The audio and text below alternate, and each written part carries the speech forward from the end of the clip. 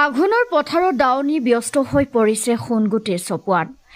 আঘোণ মাহত অসমৰ গ্ৰামাঞ্চল চহা কৃষকসকল ব্যস্ত হৈ পৰিছে সোণগুটি চপোৱাত। সোণগুটি চপোৱাৰ বতৰত এতিয়া আহৰি নাই দাৱনীৰ। বছৰটোৰ বাবে সোণগুটি চপোৱাত ব্যস্ত এইসকল গ্ৰামাঞ্চলৰ দাৱনীয়ে মুঠি মুঠিকৈ কাটিছে পথাৰৰ ধান। হেঁপাহৰ আঘোণ মাহ সোমোৱাৰ লগে লগে ব্যস্ততা বাঢ়ে দাৱনীৰ। সেউজীয়া পথাৰখনে সোণোৱালী বৰণ লোৱাৰ সময়ৰ পৰাই ধান দোৱাত ব্যস্ত হৈ পৰে দাৱনীসকল। ৰাজ্যখনৰ বিভিন্ন প্ৰান্তৰ লগতে টেঙাখাট আৰু টিংৰাই চাৰিআলি অঞ্চলতো আঘোণৰ পথাৰত সোণগুটি চপোৱাত ব্যস্ত হৈ পৰিছে গাঁৱৰ ৰাইজ। পকা ধানে হাত বাউল দি মাতিছে দাৱনীসকলক। দাৱনীসকলৰ মাজতো ব্যাপক উৎসাহ। হাঁহি ধেমালিৰ মাজেৰে ধান দোৱাত ব্যস্ত হৈ পৰিছে দাৱনীসকল। ধান দোৱাৰ সমান্তৰালভাৱে সোণোৱালী পথাৰত নিমখ জলকীয়াৰ সৈতে ৰবাব টেঙাৰ জুতি লৈছে দাৱনীসকলে। কোনোবাই আনন্দতে জুৰিছে এফাকি বিহুনাম।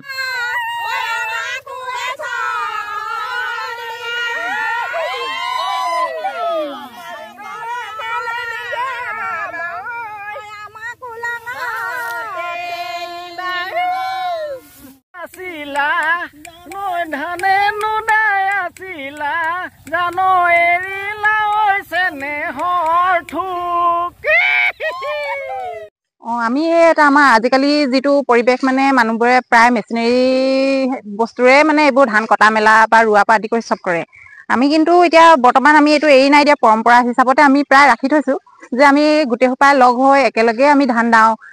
আজি বাইদেউ ঘৰত দালো, যদি আজি আমাৰ ঘৰত দালো, এদিন ইগৰাকী ঘৰলৈ দালো, তেনেকে আমি এই পথাৰলৈ আহি একেলগে মনোৰঞ্জনো হয়, সময়ো যায় আৰু কামো সোনকালে শেষ হয়। আৰু সেইটো কাৰণে আমি এতিয়া আজি একেলগে টেঙা কি আছে, চাহ জাগত যেনেকে যি আছে আমি লৈ মেলি আহো পথাৰতে, আৰু এনেকেই আমি কামবোৰ চলাই গৈ আছো। আৰু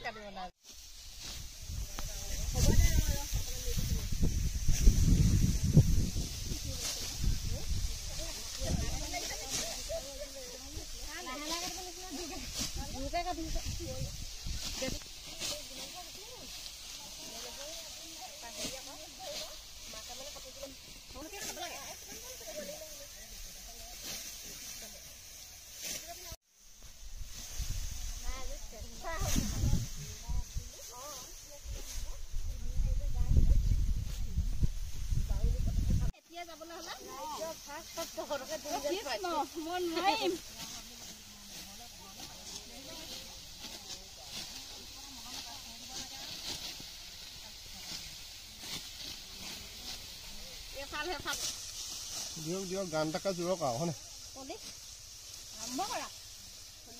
পকা ধানৰ মাজে মাজে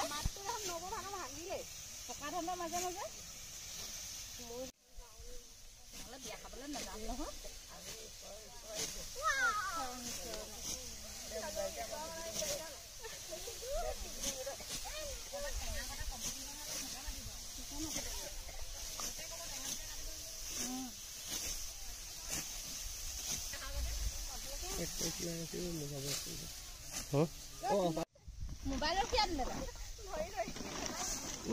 হেৰি টেকা নাই নি? এইটো টেকাহে নি? এইটো টেকাহে বা সম্পূৰ্ণ থাকিবলৈ মুখ নোলাব আকৌ। হয় নাই